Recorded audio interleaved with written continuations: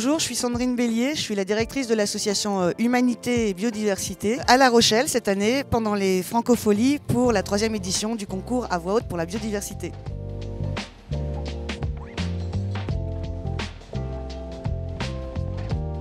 À voix haute pour la biodiversité, c'est un concours d'art oratoire en vidéo pour les jeunes de 18 à 35 ans. Donc ça peut être un slam, une chanson, un poème, un dessin animé pour s'exprimer en faveur de la biodiversité ou d'exprimer ses craintes pour l'avenir, son rapport avec la nature. Enfin bon, libre à vous de vous exprimer en vidéo en 2 minutes, 2 minutes 30 et de l'envoyer à Humanité et Biodiversité. La 3e édition que les Francopholies sont partenaires du concours à voix haute pour la biodiversité. Comme en plus ce concours parle de musique, il parle d'images, il parle d'artistique, il a envie de passer des messages par des émotions. C'est tout naturel que les Francopholies se sont associées à l'association. On a l'immense bonheur d'avoir comme marraine l'artiste Solane, jeune artiste talentueuse. Un jeune talent comme les Francopholies aiment en porter. Solane, c'est une jeune artiste qu'on a découvert récemment et qui va être une très très grande.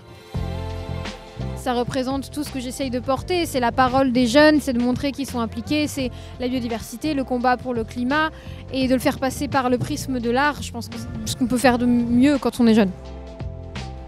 Et cette année encore, nous avons avec Humanité et Biodiversité tenu un stand au village Franco-Océan sur lequel on faisait la promotion du concours.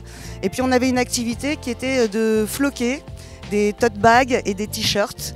Et en échange, les festivaliers s'engageaient à voix haute pour la biodiversité, pour la protection des océans.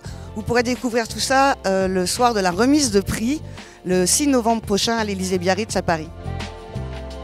Je me suis inscrite au concours il y a 1 an parce que j'avais écrit un texte sur la disparition des abeilles après avoir lu un article du journal. Et puis je suis tombée sur le concours 2 mois après et je me suis dit que c'était l'espace parfait pour partager ce texte et surtout le mettre en musique. Alors l'après ce concours, c'est surtout ce qui m'a aidée. Les rencontres, je le dis tout le temps quand on me demande, mais c'est le plus important de rencontrer pas seulement les lauréats, mais toutes les personnes qui ont participé, d'avoir des possibilités, des portes ouvertes pour vraiment s'engager plus concrètement. Le conseil que je donnerais pour s'inscrire, c'est qu'il faut surtout faire quelque chose qui nous ressemble. Et c'est là que je pense ce sera le plus parlant pour les autres.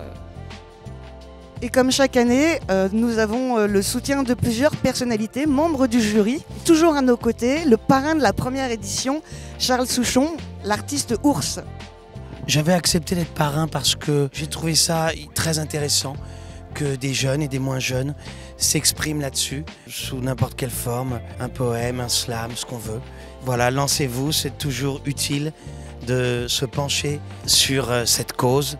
On organise ce concours en partenariat avec les Francopholies de La Rochelle. Et merci à Émilie Yakish, merci à Gérard Pont et à Perrine. Si vous avez entre 18 et 35 ans, que la biodiversité, tout ce combat, ça vous intéresse et que vous êtes artiste, inscrivez-vous au lien juste ici pour proposer votre avis, que ce soit en rap, en slam, en récit, en dessin animé, en chanson. Amusez-vous, c'est la parole aux jeunes.